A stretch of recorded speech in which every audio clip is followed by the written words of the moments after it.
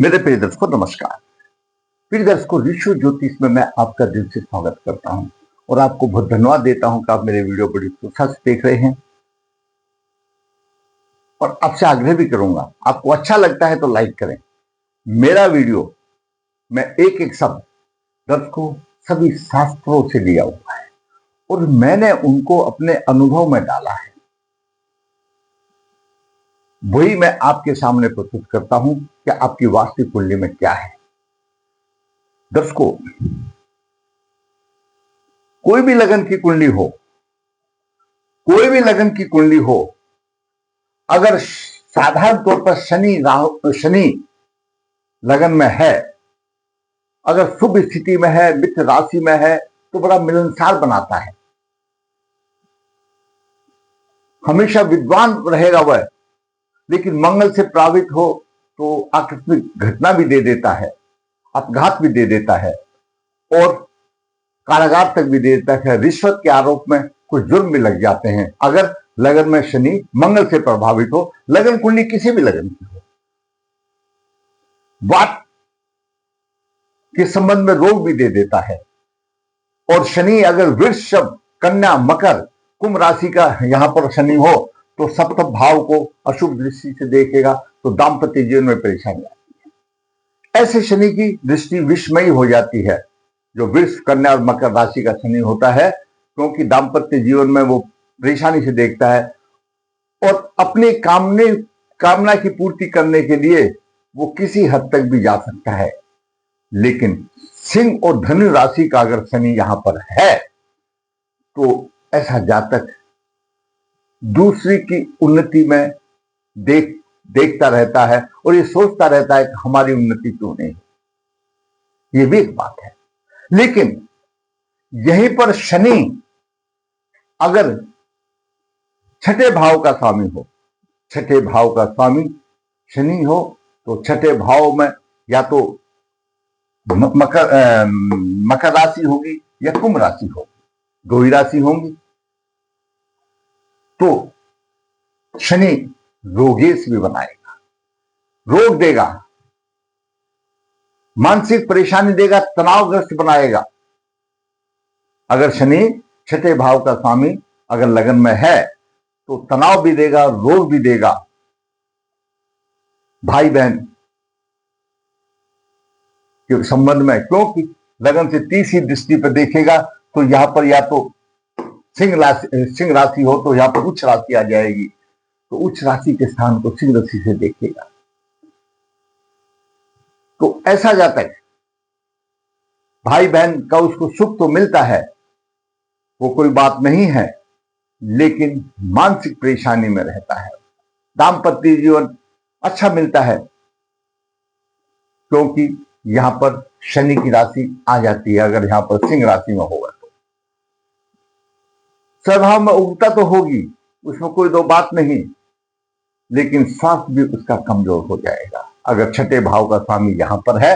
और अगर सिंह राशि में मानो तो सिंह राशि में है तो शत्रु राशि में आ जाएगी और सिंह राशि के सामने मकर राशि होगी तो अपने सप्तम भाव को देखेगा तो फल भी देगा। लेकिन बात यह है छठे भाव का स्वामी हो गया, रोग देगा, दीर्घकालीन रोग देगा। अगर उसके साथ में राहु भी आ जाए तो शापित कुंडली बन जाती है। पूरी कुंडली की सिनेरियो बदली हो जाती है दर्शकों जब शनि के साथ में राहु आ गया। तो रोगेश तो पहले से ही था और शनि के साथ में राहु आ गया। कोई भी लगन की कुंडली होने दो, यहां पर चाहे सिंह लगन की होने दो, चाहे कोई भी लगन की कुंडली होने दो, लगन में अगर शनि राहु का शापित योग आ गया तो परेशानी आ जाएगी, मानसिक परेशानी होगी। ऐसा जातक तनावग्रस्त होगा, ऐसे जातक का, और यानी ये समझ लो 5 पीढ़ी तक का 7 पीढ़ी तक का शनि राहु का श्राप भी होगा ऐसा जातक। और मानसिक होगा, भ्रम में हमेशा रहेगा, कड़ा संघर्ष रहेगा, स्वास्थ्य संबंधी परेशानी आएंगी, स्वभाव में उग्रता भी होगी और निरंतर तनाव की स्थिति बनी रहती है। तनाव की स्थिति बनी रहती है और सही निर्णय लेने में ले नहीं पाता, निर्णय कठिनाई होती है, बढ़ जाता, साहसी होगा परंतु अधिक महत्वाकांक्षी भी होगा।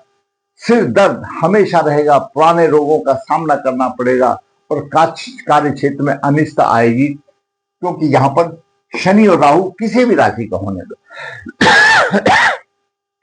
जब शनि के साथ राहु आ गया तो पूरी सिंह बदली हो गई, शापित हो गई कुंडली। क्यों आया शनि राहु का शापित योग, क्यों आया?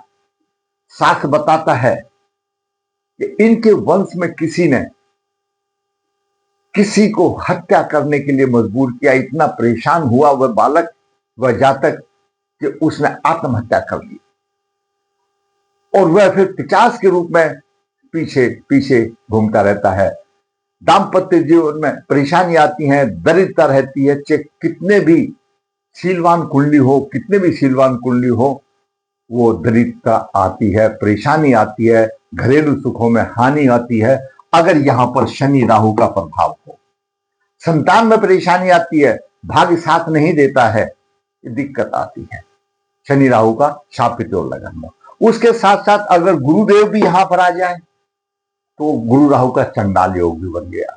तो आप ये सोचिए, ज्योतिष में आप किसी भी पंडित जी से पूछेंगे, किसी भी आचार्य से पूछेंगे तो यही बताएगा कि शनि और राहु का सबसे अशुभ योग है ज्योतिष में, और राहु और गुरु राहु का चंडाल योग, ये दो रोग सबसे अशुभ योग हैं। और भी हैं, सूर्य राहु का ग्रहण योग है, चंद्रमा राहु का ग्रहण योग है, ये सब 50 योग की गिनती में आती हैं।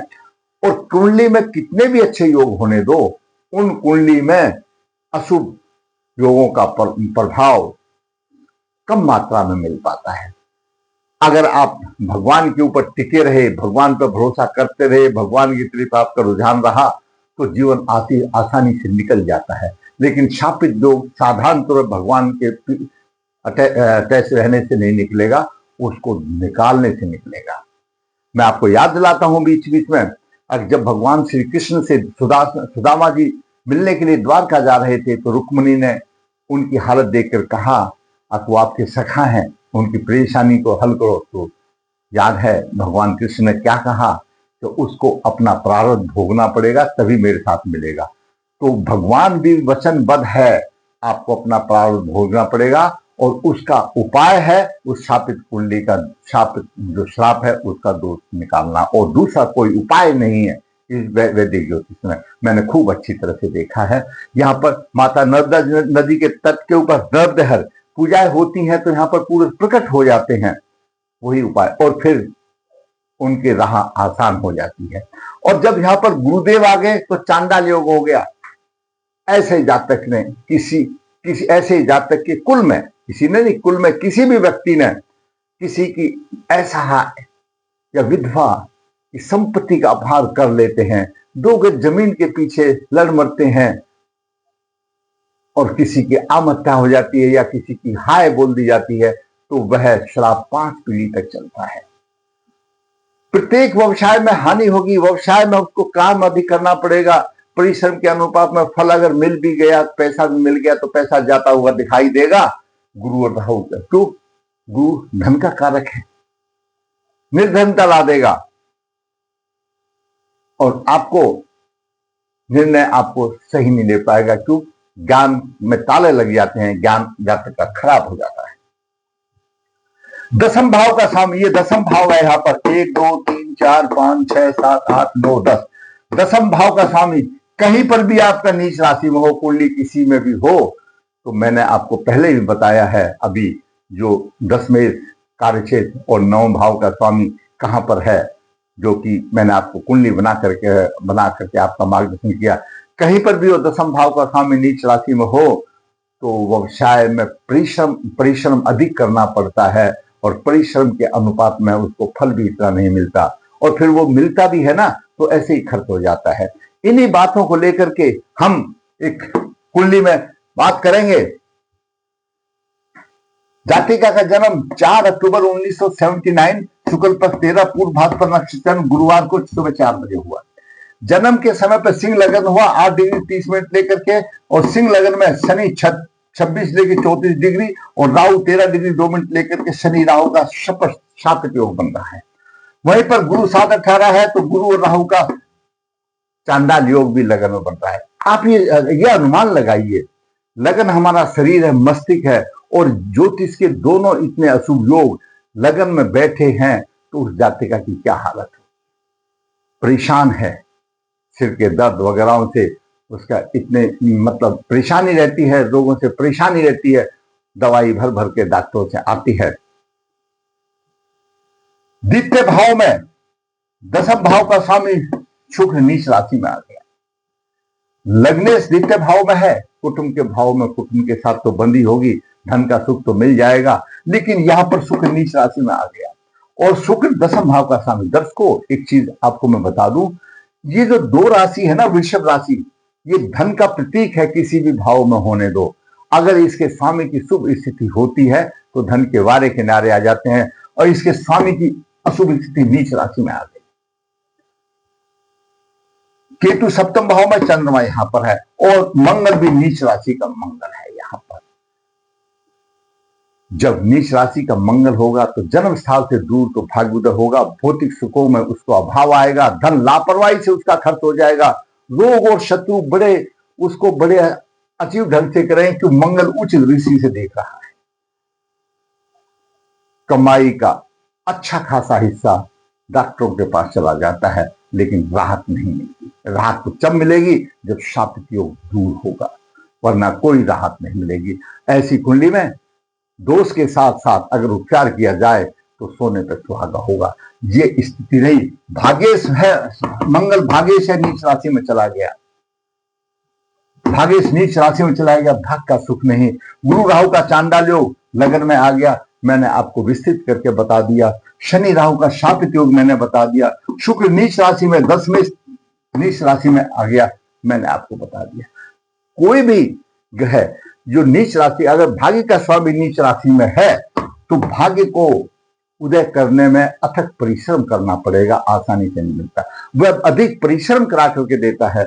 अगर दसम भाव का स्वामी नीच राशि में है तो आपको व्यवसाय में अधिक परिश्रम करना पड़ेगा, तब जाके चलेगा। और वो भी अगर द्वितीय भाव में नीच राशि में हो गया तो जितना कमाया सब चला जाएगा। कहां चला जाएगा? ये शनि राहु सब लेकर के चले जाएंगे। चंद्रमा कुंभ राशि में है और राशि स्वामी शनि अपनी राशि को देख रहा है। अच्छा योग है, जाति का जीवन साथी अच्छा, शुभ स्वभाव का अच्छा जीवन साथी का सुख मिल रहा है। यहाँ पर चंद्रमा और शनि की वजह से अच्छा मिल रहा है। वो तो अच्छा है कि शनि का प्रभाव गुरु पर नहीं है, नहीं तो थोड़ी सी स्थिति और ज्यादा प्रभाव होती। शनि गुरु का प्रभाव, शनि राहु का प्रभाव है और राहु गुरु का चांडाल योग का प्रभाव है। अब एक नजर नवास में देखते हैं दर्शकों। मिथुन नवास हुआ, शुक्र नीच राशि में आ गया। यहाँ पे नीच राशि में था, यहाँ भी नीच राशि में आ गया। और विष नवास में कोई नहीं, पुष्कर नवास में सूर्य आ गया। तो सूर्य आत्मा का कारक है, प्रशासन का कारक है, थोड़ी सी राहत दे रहा है। लेकिन शुक्र नीच राशि में आ गया, ये परेशानी आई। दसम भाव ये जीवन साथी का भाव है। दसम भाव कर्म का भाव तो है, लेकिन जीवन साथी की माता का भी भाव है।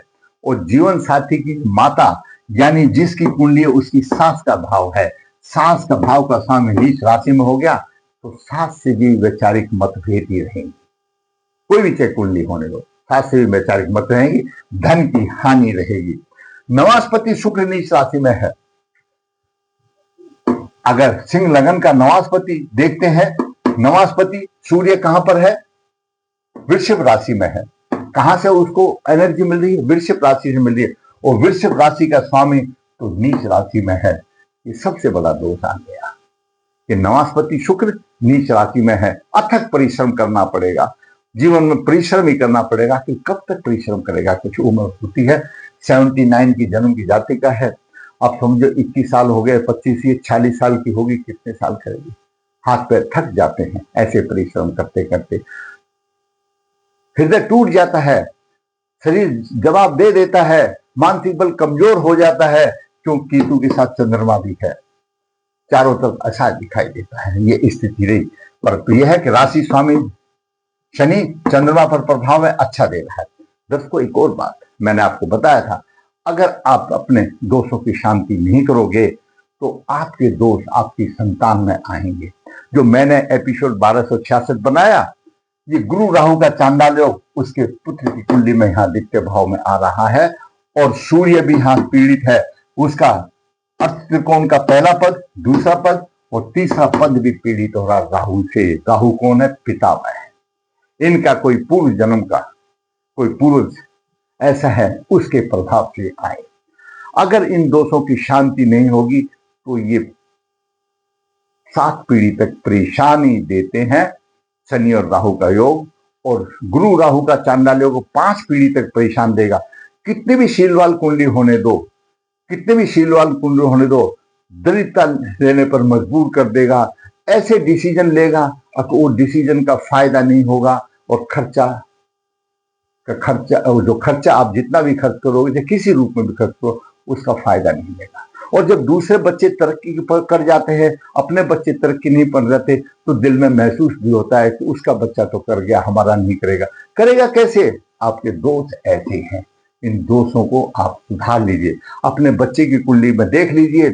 ये मैं आपको वायदे के साथ कहता हूं, जिसकी कुंडली में ये इस किस्म के दोष हैं, शनि, जैसे मैंने पहले भी बताया, शनि राहु के शापित योग, यहां पर कुल हानि के भी योग बनते हैं।